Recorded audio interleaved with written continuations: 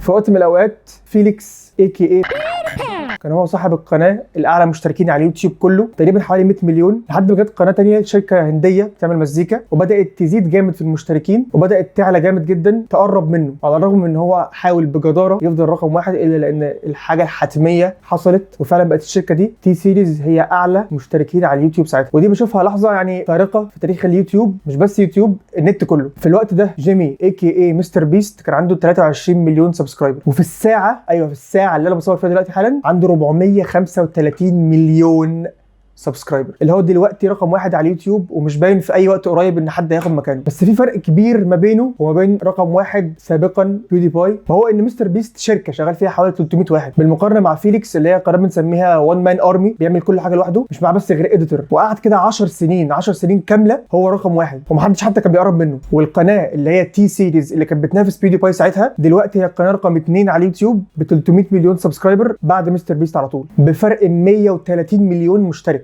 اللي هو اصلا اكتر من الرقم واحد من كام سنه. ايه اللي حصل خلى مستر بيست يوصل من 23 مليون في 2019 ل 435 مليون في 2025؟ وليه واجه نقد حراق الفتره الاخيره؟ ايه الوجه اللي ظهر منه خلى الناس تكرهه بالشكل ده؟ في حاجه مريبه في اللي اسمه مستر بيست ده.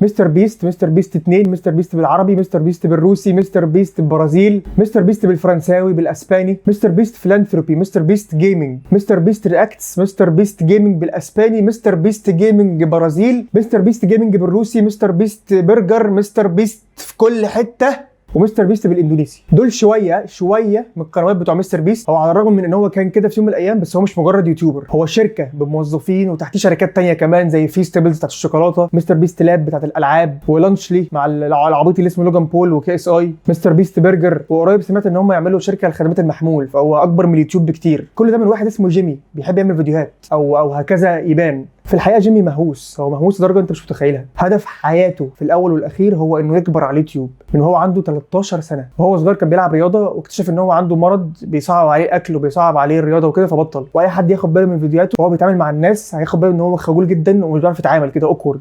Like I don't like talking to people, but I just really like making videos. So as weird as that sounds. So كل ده ساعد ان هو يتوحد على نفسه اكتر واكتر وما يبقاش عنده اي حاجه يعملها غير اليوتيوب، وكان بيساعده في ده صديقه كريس قبل ما يبقى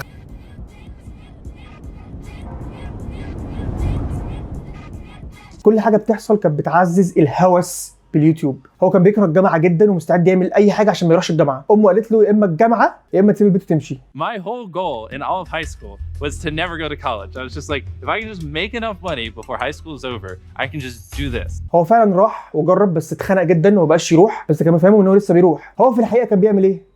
يوتيوب. بدا بقى يعمل حاجات بقى ايه عبط بقى، اللي هو بعمل اي حاجه خلاص، اللي هو اجيب سكينه بلاستيك واقطع بيها ترابيزه، افجر تابلت، يلف نفسه بستريتش بمناديل حمام، اي حاجه، المهم ان هو يعمل حاجه تجيب فيوز عشان يجيب فلوس وما يضطرش يروح الجامعه. الكلام ده كان بيحصل وهو عنده بتاع 50 ل 100 الف سبسكرايبر، وفعلا وصل اللي هو عايزه وبقى يعمل فلوس كفايه تخليه ينقل ويعيش في حته لوحده مع كريس. هنا بقى الاوبسيشن وصل لمرحله عاليه جدا. I would wake up, work on videos, and then I'd go to bed. That's where I just went hyperdrive. هو حرفيا ما كانش عنده وقت يعمل اي حاجه تانية، لدرجه ان هو كان عايز يتفرج على انمي بس ما كانش عنده وقت، فقال لك ايه، عايز اتفرج على الانمي في نفس الوقت اكون بعمل كونتنت على يوتيوب، فاعمل ايه؟ اعد من 1 ل 100 الف، معروف يا جدعان، اي حد يعمل كده يعني. Let's 1 2 3 4 5 6 7 8 9 10 11 12 13 14 15 16 17 18 19. دي بقى اللحظه اللي هي بدايه انفجار جيمي على اليوتيوب، وهو ساعتها عرف بالظبط ايه اللي يعمله عشان يجيب فيوز. If I do interesting things, people will watch. لو عملت حاجات مثيره للاهتمام الناس هتتفرج، وهو ده بالظبط اللي عمله. يتفرج على ميوزك فيديو لمده 10 ساعات، يقول اسم واحد 100,000 مره ولا 20,000 مره، يقرا قاموس كامل، يسخن مايكرويف في مايكرويف. We're gonna be microwave in a microwave. يلف البتاع اللي هي كانت بتلف اسمها ايه، الفيدجت سبينر دي، لمده 24 ساعه، يعمل اي حاجه المهم يجيب فيوز. بس المرحله اللي جايه بقى كانت مختلفه شويه. So I'm just a series where I just, you know, be nice and just give people help. So الوضع بيفضل زي ما هو لحد ما جيمي بيجي له اعلان سبونسر عنده على اليوتيوب ب $5000 بس بيرفض. قال لك ايه؟ قال لك عاوز 10000. يا ابني ازاي تطلب الضعف؟ هو كده انا عايز 10000، ماليش دعوه، انا عايز 10000 دولار.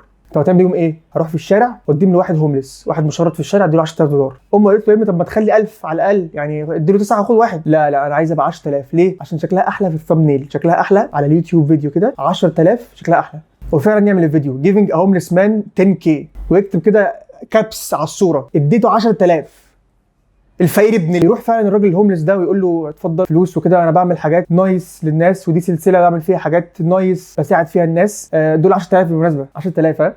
وفعلا اللي جيمي كان مخطط له بيحصل، الفيديو بينفجر، السبونسر مبسوط، الراجل الهوملس مبسوط، جيمي مبسوط، everybody is happy. فبيقرر جيمي يعمل الحركه دي تاني بالفلوس اللي جات له من الفيديو، بس كانت فلوس اكتر، ويحطها في فيديو تاني. فالفيديو ده بيجيب فلوس اكتر من الفيديو اللي قبليه، فياخد الفلوس دي ويصرفها على الفيديو اللي بعديه فيجيب فلوس اكتر، وهكذا. And then I take the money from that video and I give away in the next video and that video will do well. خلاص جيمي اخيرا فك شفره اليوتيوب. Just like freaking out. I was like, I think I just cracked the code. ادي ناس مشردين في الشارع فلوس ويصورهم، ادي ستريمرز فلوس، ويكتب كده اللي هو ايه، اديت ستريمرز 30000 دولار بين قوسين رقم قياسي. يدي امه فلوس ويصورها، يجيب 20000 دولار ويرميهم كده من درون في الهواء فور نو ريزن، ويعد فلوس ويعد سبسكرايبرز. ويستمر جيمي في ان هو يعمل نفس الحاجه، يدي فلوس للناس ويعمل حاجات انترستنج، وكل ده وهو حرفيا بيدرس اليوتيوب دراسه. ايه الصوره اللي تلفت الانتباه اسرع؟ ايه العنوان اللي يجيب كليكس اكتر؟ ايه اللي يتقال في اول 5 ثواني في الفيديو؟ امتى تحط اعلانات؟ امتى تقول للناس تشترك في القناه؟ كل ثانيه حرفيا، كل ثانيه اقول لهم سبسكرايب في القناه كل ثانيه. مين الناس اللي احنا هنوجه لهم الفيديو؟ ايه الشريحه اللي احنا بنستهدفها تجيب لنا اكتر فيوز؟ الاطفال من اصغر لاكبر حاجه في الفيديو بتدرس عشان يجيب اكبر عدد من الفيوز والمشتركين، ويخلي الناس انجيجد وتتفرج لحد اخر ثانيه في الفيديو. وساعتها جيمي بيكتشف ان اغلى سلعه الواحد ممكن يمتلكها هي الاتنشن. Do you think attention is the most valuable currency in the world? Well, of course. I mean, if you could post something and everyone in the world would watch it, you'd be the most powerful man on earth. وخلاص جيمي لم يعد جيمي اصبح مستر بيست. اوعى سسبنس، بعرف عن سسبنس ها.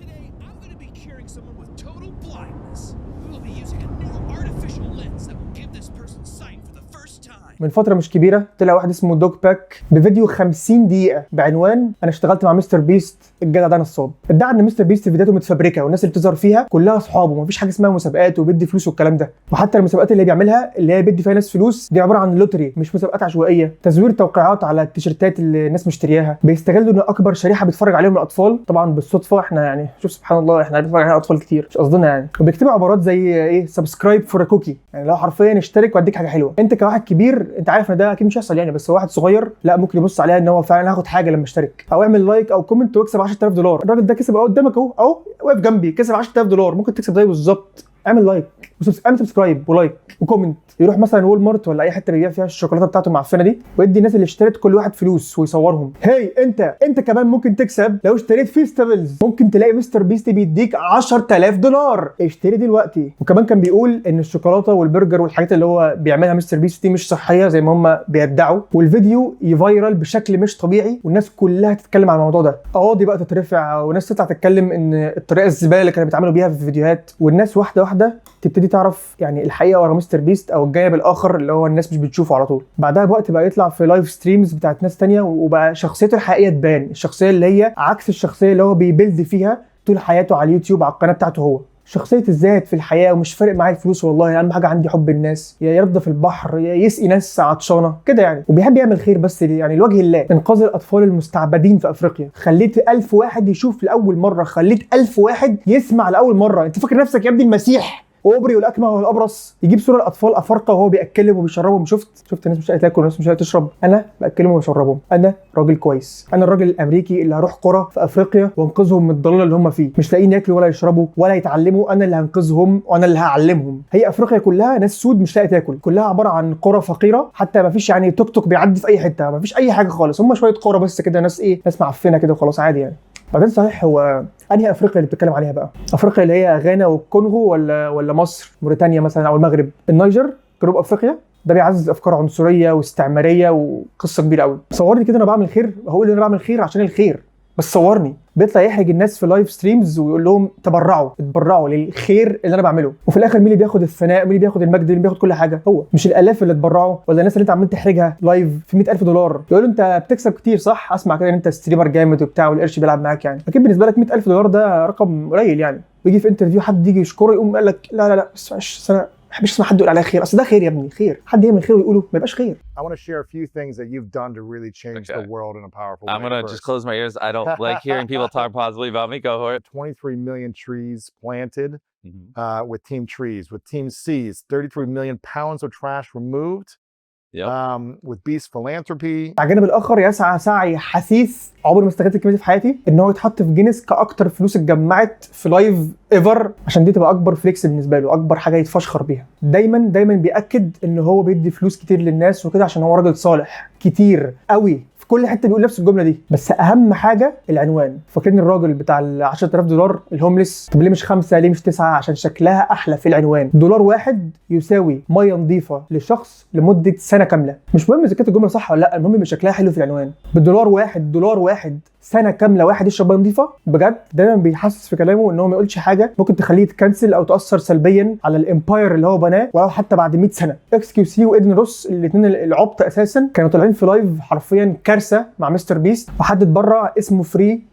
فالاثنين على الرغم من انهم يعني مفيش اتفه منهم في الحياه، بس بني ادمين قالوا والله فري مش عارف ايه، وقعدوا يتكلموا شويه وبتاع. وهو التاني الجاموسه ساكت السكوت اللي هو سكوت اوكورد جدا، بص في التليفون كده، يعني خايف يقول حتى اي حاجه. الاثنين اصلا ارجل منه 100 مره. مش انت الخير الطيب بتاع الفلوس، تدي الناس فلوس وفارق معاك قوي الناس، والناس العمي والناس الطرش والناس اللي مش عارف ايه؟ ولا ثانيه ممكن تكون بتحب الخير اللي بيتصور عشان يبين لك شخص كويس، تعمل منتجات اصلا معفنه وتقعد تبيعها على اساس ان هي منتجات صحيه وبتاع، كل فيديو اجن من اللي قبله. واهم حاجه بس ما تنساش المشاريع الكبيره اللي تبيني شخص عظيم، وما تنساش تعمل سبسكرايب. This was our little hub over here that you would have thought was baller. So this is what it looked like when we were filming. So you can see all the girls' cameras there, all the boys' cameras there, so we could constantly monitor it. لكن سرعان ما الناس بتعرف التركيبه، الفورمولا اللي تنجحك على اليوتيوب. ومع الكورونا كمان البيك بتاعه بيبتدي الانترنت كله ياخد نفس المنحنى للاجابه على نفس السؤال، هو ازاي اخلي الناس تتفرج اكتر وقت ممكن، لدرجه ان مستر بيست ظهر له مقلدين كوبي بيست، نفس الفيديو نفس العنوان نفس الصوره نفس كل حاجه. واحده بدات الفيديوهات الطبيعيه انت بتتفرج عليها وعارف ان اللي عملها مهتم، وهو بيعملها عشان بيحبها، وبيعملها عشان بيحب يعمل فيديوهات في المقام الاول. مش مضطر يحط هوك في الاول ولا بي رولز ولا افكتات مالهاش اي لازمه، ومش بتضيف اي حاجه في المحتوى، بس عشان لعبه الاتنشن بقت صعبه جدا. بدا اليوتيوب يتحول من ناس بتعمل فيديوهات عشان بتحبها وعادي ان هم على فكره هياخدوا منها فلوس او يتشهروا منها مش مشكله، لانتيتيز شركات كبيره هدفها الاول والاخير الفلوس، انتاج ضخم، معدات تصوير وفريق كبير. ده بيحط الفرد في مواجهه شركه مهما كان الفرد ده جامد جدا مش هيقدر يواكب انتاج الشركات. ومع كثره قنوات الشركات او القنوات المش فرديه بقى في ستاندرد معين المشاهد متعود عليه، ومتوقع ان باقي الفيديوهات تبقى على نفس الستاندرد، وبالذات اللي ما كانوش بيتفرجوا على فيديوهات قبل عصر الشركات. وطبعا اي حاجه بترايم اتس ترو. ما يعرفوش ان في وقت من الاوقات كان شكل اليوتيوب مختلف تماما عن الشكل اللي هو فيه دلوقتي، وده خلى الافراد اللي بتعمل فيديوهات على اليوتيوب يواجهوا صعوبه شديده جدا في الاستمرار. انتاج الفيديوهات لازم يبقى على مستوى معين بحيث يعرف يواكب انتاج الشركات اللي شغال فيها ناس كتير وانتاجها ضخم، والمفروض تبقى جوده الفيديوهات دي نفس جوده الفيديوهات اللي بيصرف عليها شخص واحد بس. ولو جينا للانتاجيه او عدد الفيديوهات اللي بتنتجها الشركات دي هنلاقي ان مستحيل تقريبا يواكبها اي فرد بيعمل حاجه على اليوتيوب، مع الحفاظ على الجوده وفي نفس الوقت يبقى مجزي ماديا عشان يستمر. مستر بيست وبيودي باي، الشخص اللي كان جيمي مهووس بيه وهو صغير، كان بيحبه جدا لدرجه ان هو مش عايز حتى يعديه في المشتركين ويبقى هو القناه رقم 1 عشان بس ما يبقاش عداه. في فرق كبير جدا ما بين الاثنين، وفرق كبير ما بين العصر اللي كان رقم 1 فيه واحد زي فيليكس هو رمز اليوتيوب وهو رقم 1، وما بين دلوقتي الوقت اللي فيه مستر بيست هو رمز النجاح على اليوتيوب وهو رقم 1. مش لان فيليكس هو كان بيقدم قصه الانبياء في القران، بس ده بيعكس تغير اهتمامات المشاهدين مش بس على اليوتيوب، على الانترنت كله. قبل كده كان اللي يوصلك على اليوتيوب هو انك بتعمل حاجه انت اللي بتعملها حقيقيه وفي نفس الوقت ممتعه الناس تتفرج عليها، حتى لو مش بتعملها لوحدك، حتى لو بتاخد مقابل مادي عليه. مش لازم تكون بتعمل حاجه وانت في حاله من الهيام ومش فارق معاك اي شيء مادي، لا، بس ساعتها كده الناس بتحب تشوف الشخص اللي يشارك معاها الفيديو وفي نفس الوقت هو بيحب يعمل ده. وتحول اعلى قمه الهرم اليوتيوبي من حد زي فيليكس دلوقتي انك تعمل اي حاجه حرفيا ايا كانت الطريقه عشان بس تاخد اتنشن.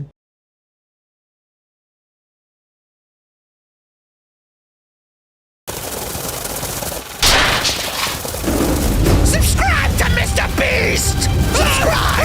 Subscribe to Mr. Beast! Whoa! We have to film him! He's an angel, sweetheart. He will give us more than we could ever need. Oh, Jimmy, look, I'm getting a shot for you. Look at this! Subscribe to Mr. Beast! Yes! I want you to have $50,000. Take it! Also a Tesla. Don't forget about the Tesla.